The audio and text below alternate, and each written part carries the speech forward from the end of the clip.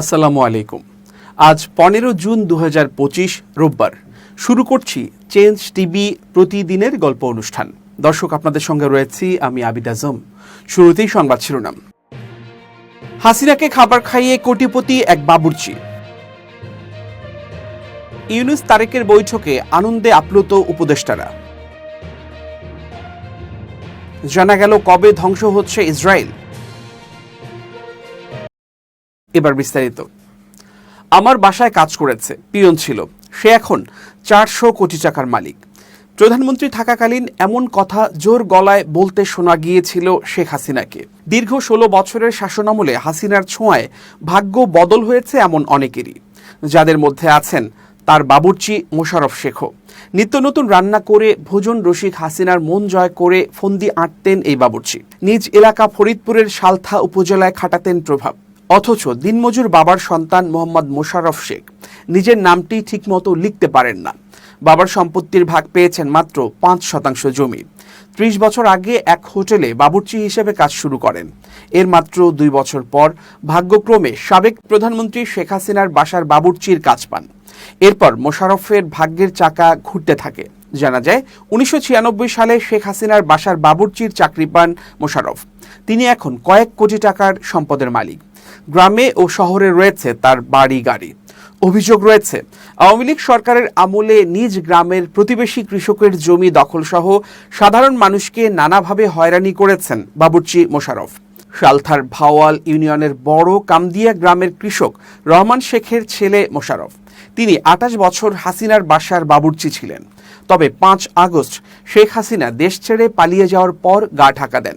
সম্প্রতি তার বিরুদ্ধে জমি দখলের অভিযোগ দিয়েছেন বড় কামদিয়া গ্রামের কৃষক মোহাম্মদ চান মিয়া ফকিরের ছেলে সাগর মিয়া। এরপর থেকে বেরিয়ে আসছে মোশাররফের নানা অপকর্ম, নিরীহ মানুষের উপর অত্যাচার, জুলুম ও সম্পদের তথ্য।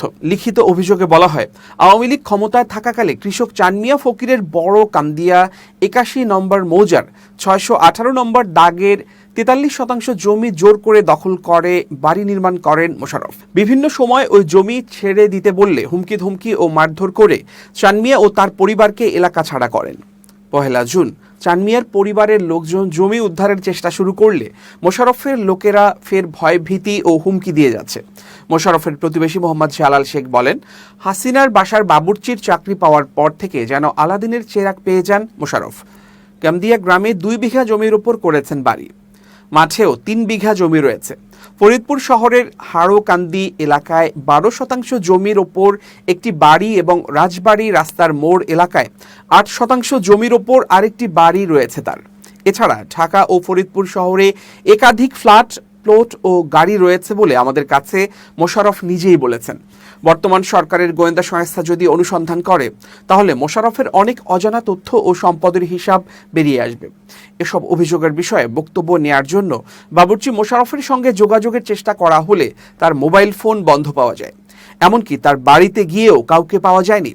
সালথা থানার ভারপ্রাপ্ত কর্মকর্তা মোহাম্মদ আতাউর রহমান বলেন, জমি দখলের বিষয় নিয়ে মোশাররফের বিরুদ্ধে একটি অভিযোগ পেয়েছি। তদন্ত করে আইনগত ব্যবস্থা নেওয়া হবে। প্রধান নির্বাচন কমিশনার এএমএম নাসির উদ্দিন বলেছেন, নির্বাচন কমিশন জাতীয় সংসদ ভোটের প্রস্তুতি এগিয়ে নিয়ে যাচ্ছে। নির্বাচনের রেফারির ভূমিকায় থাকবে ইসি। এ লক্ষ্যে লেভেল প্লেয়িং ফিল্ড তৈরিতে আমরা বদ্ধপরিকর। রোববার সকাল 10:30টায় আগারগাঁওয়ের নির্বাচন ভবনের সম্মেলন কক্ষে ঈদ পরবর্তী কর্মকর্তাদের সঙ্গে মতবিনিময় অনুষ্ঠানে একথা বলেন সিইসি। এ সময় 4 নির্বাচন কমিশনার, ইসি সচিব সহ কর্মকর্তারা উপস্থিত ছিলেন। সিইসি বলেন, অনেকগুলো কাজ আমরা এগিয়ে নিয়ে গেছি। যত কাজ বাকি আছে তা সবাইকে মিলে করতে হবে। আজকে ঈদুল আজহার মতবিনিময় সভায় আপনাদের হাজির করলাম। আমাদের শপথ হবে সুষ্ঠু, সুন্দর ও গ্রহণযোগ্য নির্বাচন জাতিকে উপহার দেয়া। তিনি জানান, লন্ডন, জাপান সহ বিশ্ব নেতাদের বলে যাচ্ছেন, আমরা একটা ঐতিহাসিক নির্বাচন জাতিকে উপহার দিতে চাই। বিশ্বব্যাপী ওয়াদা দিচ্ছেন, আমাদের উপর আস্থা আছে বলে এমন ঘোষণা দিচ্ছেন তারা। কর্মকর্তাদের উদ্দেশ্যে সিইসি নাসির বলেন, রমজানের সময়ও ওয়াদা করেছেন সুন্দরভাবে কাজ করবেন। আজকেও পুনর্ব্যক্ত করব, দয়া করে আজকের শপথ হবে নিরপেক্ষভাবে কাজ করার, কোনো দলের জন্য লেজুর বৃত্তি না করার, আইন অনুযায়ী কাজ করার ও ন্যায় সঙ্গতভাবে কাজ করার। অতীত ইসির নানান কাজের সমালোচনা হলেও বর্তমান ইসি ভালোভাবে কাজ করার প্রত্যয় ব্যক্ত করেন। তিনি আরও বলেন, আমরা রেফারির ভূমিকায় আমরা রেফারির মতো কাজ করব। যারা খেলবে খেলুক, যারা জিতবে জিতুক, কিন্তু আমাদের দায়িত্ব হবে একটা লেভেল প্লেয়িং ফিল্ড তৈরি করে দেয়া। সেটা করার জন্য আমরা বদ্ধপরিকর। প্রধান উপদেষ্টা ডক্টর মোহাম্মদ ইউনূসের সঙ্গে বিএনপির ভারপ্রাপ্ত চেয়ারম্যান তারেক রহমানের বৈঠকের পর দেশের রাজনীতিতে একটা স্বস্তির পরিবেশ ফিরে এসেছে বলে মনে করছেন বন ও পরিবেশ উপদেষ্টা সৈয়দা রিজওয়ানা হাসান। রোববার ঈদের ছুটির পর প্রথম কর্মদিবসে সচিবালয়ে সাংবাদিকদের সঙ্গে আলাপকালে প্রশ্নের জবাবে উপদেষ্টা একথা বলেন। সম্প্রতি লন্ডনে প্রধান উপদেষ্টা ডক্টর মোহাম্মদ ইউনূস ও তারেক রহমানের সঙ্গে বৈঠক এবং বর্তমান রাজনৈতিক পরিস্থিতির বিষয়ে দৃষ্টি আকর্ষণ করলে সৈয়দা রিজওয়ানা হাসান বলেন, আমার কাছে পরিস্থিতিটা বেশ স্বস্তিকর মনে হচ্ছে। এখন রাজনৈতিক দলগুলো যার যার অবস্থান থেকে কথা বলবে। রাজনৈতিক দলগুলোর যদি কোনো কথা বলেন সেটা ওনারা প্রধান উপদেষ্টার সঙ্গেই নিশ্চয়ই বলবেন। নির্বাচন নিয়ে সরকারের সঙ্গে বিএনপির এক ধরনের টানাপোড়েন ছিল, সেটির অবসান হয়েছে কিনা এমন প্রশ্নের জবাবে তিনি বলেন, আসলে তেমন কিছু ছিল বলে তো মনে করি না। প্রক্রিয়াটা এমন, আপনি রাজনীতি বলেন, নির্বাচন বলেন, গণতন্ত্র বলেন আর সংস্কারই বলেন, প্রত্যেক ক্ষেত্রেই সংলাপের মাধ্যমে এগোতে হবে। তাই সংলাপটা হচ্ছে, এটাকেই একটা সুসংবাদ মনে করি। শরীরের শক্তি কমে যাচ্ছে, অল্প কাজেই হাঁপিয়ে উঠছেন। ডায়াবেটিস মানে কি জীবনের গতি থেমে যাওয়া? একদমই না। প্রতিদিন মাত্র 1 কাপ ডায়াবেটিস চা পান করুন আর সুস্থ জীবন উপভোগ করুন।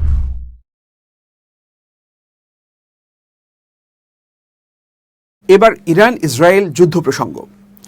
তেল আবিবে ক্ষেপণাস্ত্র হামলার পরপরই গুরুত্বপূর্ণ হরমুজ প্রণালী বন্ধ করে দিয়েছে ইরান। দেশটির সশস্ত্র বাহিনী তাদের এক্স অ্যাকাউন্টে এক ঘোষণায় জানিয়েছে, পরবর্তী নির্দেশনা না দেয়া পর্যন্ত হরমুজ প্রণালী দিয়ে কোনো জাহাজ চলতে পারবে না। এরই মধ্যে অপরিশোধিত তেলের দামও বেড়ে গেছে। এই ঘোষণায় স্পষ্ট হয়ে গেছে ইরান ইসরায়েলের বিরুদ্ধে প্রতিরোধ আরও জোরদার করবে এবং হরমুজ প্রণালীকে কৌশলগতভাবে ব্যবহার করবে, যা বিশ্ব জ্বালানি সরবরাহ ব্যবস্থার জন্য গুরুত্বপূর্ণ জলপথ। হরমুজ প্রণালী বিশ্বের অন্যতম গুরুত্বপূর্ণ এবং কৌশলগতভাবে সংবেদনশীল একটি সমুদ্রপথ।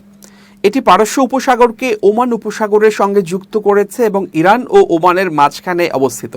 প্রণালীটির প্রস্থ খুব বেশি নয়, সবচেয়ে সংকীর্ণ জায়গায় মাত্র 39 কিলোমিটার, যার মধ্যে কেবল 2টি সংকীর্ণ চ্যানেল দিয়ে বড় জাহাজ চলাচল করতে পারে।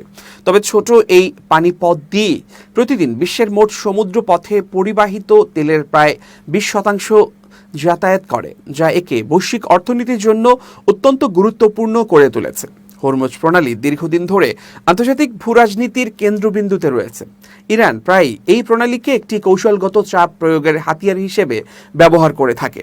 পশ্চিমা দেশগুলোর নিষেধাজ্ঞা বা সামরিক হুমকির জবাবে ইরান একাধিকবার হুমকি দিয়েছে তারা হরমুজ প্রণালী বন্ধ করে দিতে পারে, যা গোটা বিশ্বের জ্বালানি সরবরাহ ব্যবস্থায় চরম বিপর্যয় ডেকে আনবে। অন্যদিকে যুক্তরাষ্ট্র ও তার মিত্ররা বারবার এই প্রণালীর নিরাপত্তা নিশ্চিত করতে তাদের নৌবাহিনী মোতায়েন করেছে। ইরানে হামলার পরপরই হরমুজ প্রণালী নিয়ে বিশ্বজুড়ে উদ্বেগ দেখা দেয়। গাজায় ইসরায়েলের চলমান আগ্রাসন ও নির্মম ধ্বংসযজ্ঞের পেছনে রাজনৈতিক, সামরিক ও কৌশলগত নানা ব্যাখ্যা থাকলেও সম্প্রতি আবার আলোচনায় এসেছে একটি পুরনো ধর্মীয় ভবিষ্যৎবাণী, 8ম দশকের অভিশাপ। এই ধারণাটি এসেছে ইহুদি ধর্মীয় শাস্ত্র তালমুদের একটি পুরাতন ব্যাখ্যা থেকে, যেখানে বলা হয় কোনো ইহুদি রাষ্ট্রের আয়ু 80 বছরের বেশি হয় না। পতন আসবে বাইরের আক্রমণে নয়, বরং ভেতরের বিভাজন ও গৃহবিবাদের মাধ্যমে। ইতিহাসও এই ধারণার পক্ষে সাক্ষ্য দিচ্ছে। বিগত প্রায় 2000 বছরে ইহুদিরা যেসব সার্বভৌম রাষ্ট্র গড়েছে, যেমন নবী দাউদ আলাইহি ওয়াসাল্লামের রাজত্ব বা হাশমোনিয়ান রাজ্য, তার একটিও 80 বছরের বেশি স্থায়ী হয়নি। বর্তমান ইসরায়েল রাষ্ট্রের জন্ম 1948 সালে, অর্থাৎ 2028 সালে পূর্ণ হবে এই রাষ্ট্রের 80 বছর। এখন সেই সময়সীমা ঘনিয়ে আসতেই ইসরায়েলি সমাজ ও রাজনীতিতে বাড়ছে উদ্বেগ। অনেকেই প্রশ্ন তুলছেন, ইতিহাস কি এবারও নিজেকে পুনরাবৃত্তি করতে যাচ্ছে? এই ধারণাকে গুরুত্ব দিয়ে আলোচনা করেছেন দেশটির সাবেক প্রধানমন্ত্রী এহুদ বারাক। তিনি ইয়োদিয়ত আহরোনট পত্রিকায় একটি নিবন্ধে বলেন, ইসরায়েলি সমাজে বিভাজন আশঙ্কাজনকভাবে বেড়ে গেছে। ধর্মনিরপেক্ষ, কট্টর ধর্মভিত্তিক আরব ও জায়নিস্ট গোষ্ঠীগুলোর মধ্যে পারস্পরিক অসহিষ্ণুতা রাষ্ট্রটির ভবিষ্যতের জন্য হুমকি হয়ে দাঁড়িয়েছে। সাবেক প্রেসিডেন্ট রিউভেন রিভলিন আরও পরিসংখ্যান তুলে ধরে বলেছেন, ইসরায়েলের বর্তমান সমাজ গঠিত হয়েছে প্রায় 38% সেকুলার ইহুদি, 15% হিন্দি জায়নিস্ট, 25% আরব এবং 25% অতি রক্ষণশীল ধর্মভিত্তিক ইহুদিদের দ্বারা। এই বৈচিত্র্য এখন একতা না এনে সংঘাতের কারণ হয়ে দাঁড়াচ্ছে, মন্তব্য করেন রিভলিন।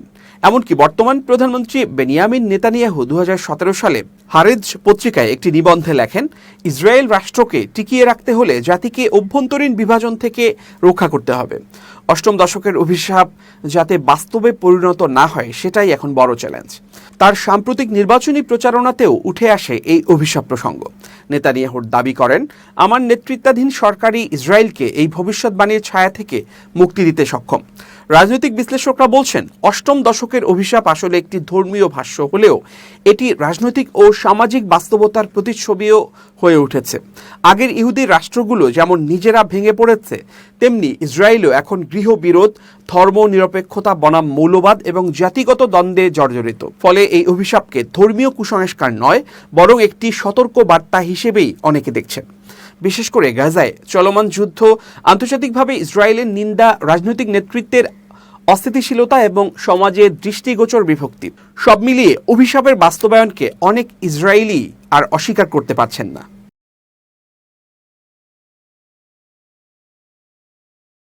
এবার খুব জরুরি 1 মিনিট, জানাচ্ছেন ইউনেস্কো ক্লাব পুরস্কার বিজয়ী সাংবাদিক আমিরুল মোমিনিন মানিক। খুব জরুরি 1 মিনিটে প্রত্যেককে আমন্ত্রণ।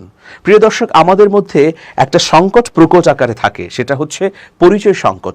ধরুন আমি যা, তাকে যদি প্রকাশ না করতে পারি, সেটাই হচ্ছে পরিচয় সংকট। ধরুন আমি একজন সামান্য কর্মচারী, আমার গর্ব করে সেই সামান্য কর্মচারী বা সামান্য পদটির প্রাধান্য দিয়ে পরিচয় দেওয়া উচিত। আমি ড্রাইভার, আমাকে বলা উচিত যে হ্যাঁ আমি ড্রাইভার, আমি একজন গুড ড্রাইভার, আমি সবার মধ্যে ভালো গাড়ি চালক। এই প্রবণতা কিন্তু আমাদের নেই। আমি একজন ড্রাইভার, কিন্তু আমি পরিচয় দিচ্ছি আমি মেকানিক্যাল ইঞ্জিনিয়ার, আমি গাড়ির মেকানিক্যাল এক্সপার্ট। আমি একটা উদাহরণ দিলাম। সবাই কিন্তু তার কাজের ক্ষেত্রে এই ধরনের লুকোচুরি করেন, ফলে একটা পরিচয় সংকট তৈরি হয়।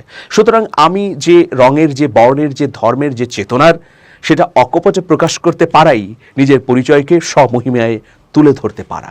ভালো থাকবেন, শুভেচ্ছা নিরন্তর। এবার দেশের বাইরের খবর। ইরানে ইসরায়েলি হামলার মুখে দেশটির পাশে থাকার ঘোষণা দিয়েছে কাতার। টেলিফোন আলাপের সময় কাতারের আমির Sheikh Tamim bin Hamad Al Thani ইরানের প্রেসিডেন্ট মাসুদ পেজেশকিয়ানকে বলেন, তার দেশ সম্পূর্ণভাবে ইরানকে সমর্থন করে এবং আলাপ ও সমঝোতাই শান্তিতে পৌঁছার পথ হিসেবে বিশ্বাস করে। প্রেসিডেন্ট পেজেশকিয়ান বলেন, প্রথম দিন থেকেই আমার লক্ষ্য ছিল মুসলিম ও প্রতিবেশী দেশগুলোর সঙ্গে সম্পর্ক আরও ঘনিষ্ঠ করা, যাতে অঞ্চলে অগ্রগতি ও স্থিতিশীলতা আসে। কিন্তু শুরু থেকেই জায়নিস্ট সরকার এ অগ্রগতিতে বাধা দিতে চাইছে এবং অস্থিরতা সৃষ্টি করছে। তিনি আরও সমালোচনা করে বলেন, যুক্তরাষ্ট্র এই অপরাধকে সমর্থন দিচ্ছে এবং চাইছে যে তারা যা চাইবে তাই চাপিয়ে দেবে। কিন্তু ইসলামিক প্রজাতন্ত্র ইরান কারো চাপ মানতে রাজি নয়। পেজেশকিয়ান মুসলিম দেশগুলোকে গাজায় অপরাধ সংগঠনকারী জায়নিস্ট সরকারের বিরুদ্ধে ঐক্যবদ্ধ হতে আহ্বান জানান। তিনি বলেন, ইরান নিজের সার্বভৌমত্ব ও জনগণের অধিকার রক্ষায় সম্পূর্ণ সক্ষম। অন্যদিকে কাতারের আমির বলেন, কাতার ঘৃণ্য এ হামলার নিন্দা জানাচ্ছে এবং বিশ্বাস করে যে আত্মরক্ষার সম্পূর্ণ অধিকার রয়েছে ইসলামী প্রজাতন্ত্র ইরানের। শেখ তামিম আরও বলেন, কাতার ইরানকে সমর্থন দিতে অঙ্গীকারবদ্ধ এবং আলাপ ও সমঝোতার মাধ্যমে শান্তিতে পৌঁছাতে চাইছে। অপর দেশগুলোকেও এই অবস্থান সম্পর্কে অবহিত করা হচ্ছে। ইরান ইসরায়েল পাল্টাপাল্টি হামলায় উভয় পক্ষেই প্রাণহানি ঘটছে। সামরিক স্থাপনার পাশাপাশি ধ্বংস হচ্ছে বেসামরিক সম্পদও। শক্তিশালী পক্ষের সংঘাত ঘিরে মধ্যপ্রাচ্যে সর্বাত্মক যুদ্ধ ছড়ানোর আশঙ্কাও প্রবল। এমন পরিস্থিতিতে উদ্বিগ্ন সারা বিশ্ব মূলত 2 ভাগে বিভক্ত। সৌদি আরব, তুরস্ক, কাতার, পাকিস্তান, ভেনেজুয়েলা সহ আরও অনেক দেশ ইসরায়েলকে উত্তেজনার জন্য দোষারোপ করেছে। তারা অবিলম্বে ইসরায়েলকে দখলদারি মনোভাব পরিহার করে শান্তির পথে হাঁটার আহ্বান জানিয়ে বিবৃতি দিয়েছে। কিন্তু অপরপক্ষ ইরানকেই সংঘাতের জন্য দায়ী করছে। সে কারণেই জার্মানি, ফ্রান্স এবং যুক্তরাজ্য ইরানের সঙ্গে তার পারমাণবিক কর্মসূচি নিয়ে আলোচনার প্রস্তাব দিয়েছে।